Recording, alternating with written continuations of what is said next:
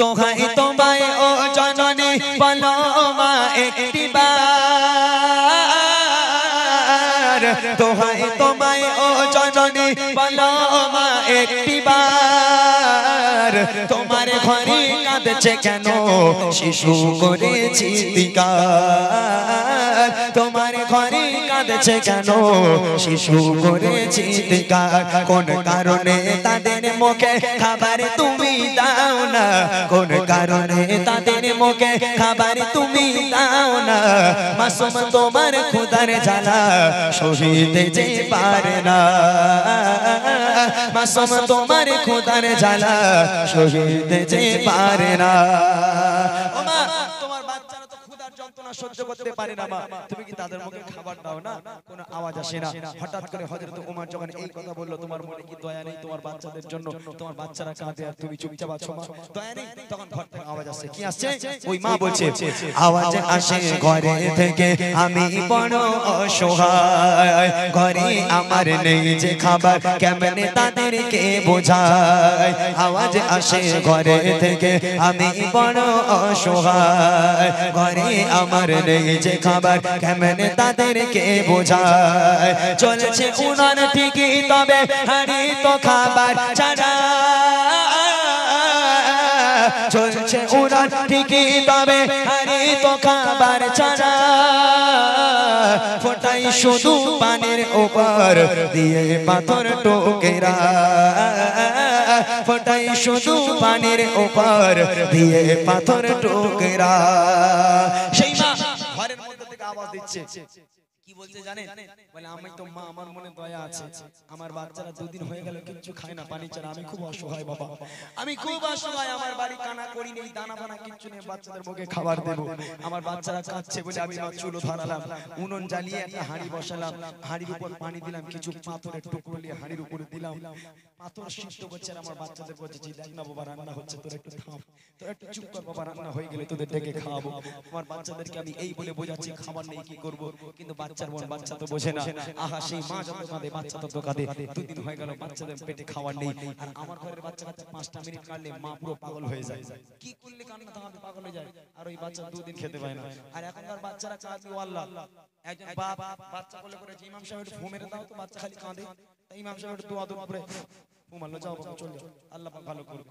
এখন বাড়ি গেল কান্না বেশি হয়ে গেছে, কারণ পরের দিন আমার ওই বলছে কিরম ফু মেরেছে, বলে কেন ভাই, বলে কান্না তো বেশি হয়ে গেছে, তোমাদের খালি লোকের বাড়ি খেয়ে বেলাও, তোমাদের ফুটি কোনো কাজ হয় না।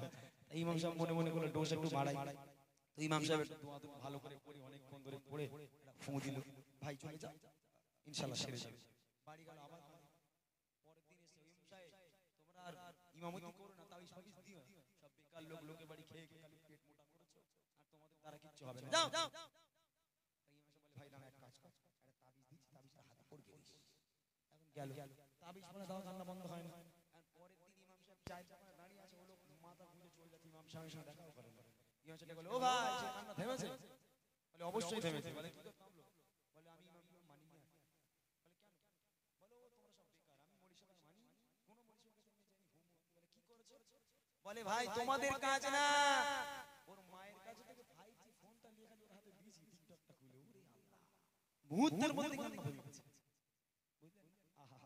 সেই সমস্ত বাচ্চারা যারা খেতে পায় না, মা যত কাঁদে বাচ্চা তত কাঁদে। তারপর সেই মা বলছে, কি বলছে?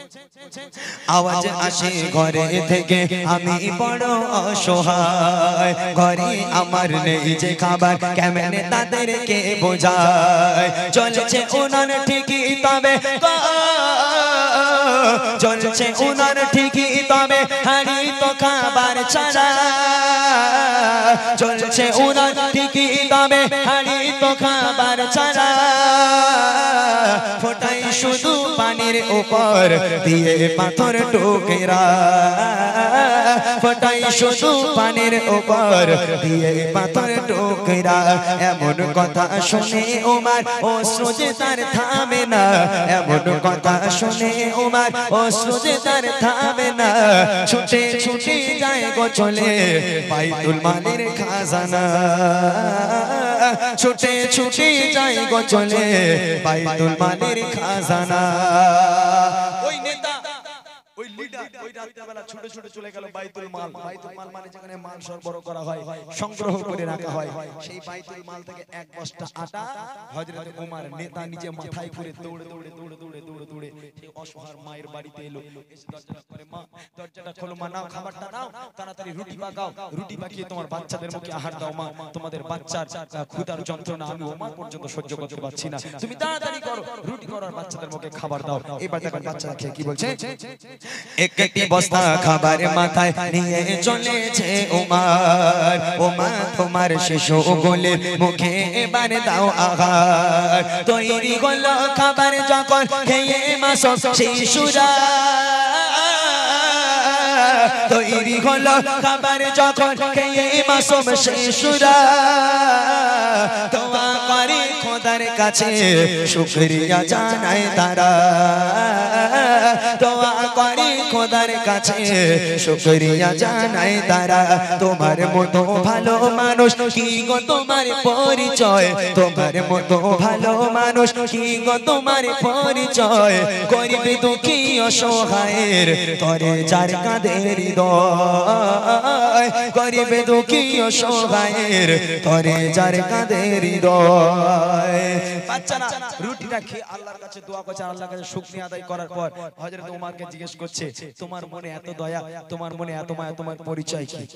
এখন এই পরিচয় কি, উমর কি পরিচয় দেবে শুনতে গেলে আমার পরের বছর আবার দাওয়াত করতে হবে। এই বছর আর শোনাচ্ছি না, আমি পরের বছর এসে শোনাবো যে বাচ্চারা বলেছিল তোমার পরিচয়টা কি, পরিচয়টা আমি পরের বছর এসে শোনাবো।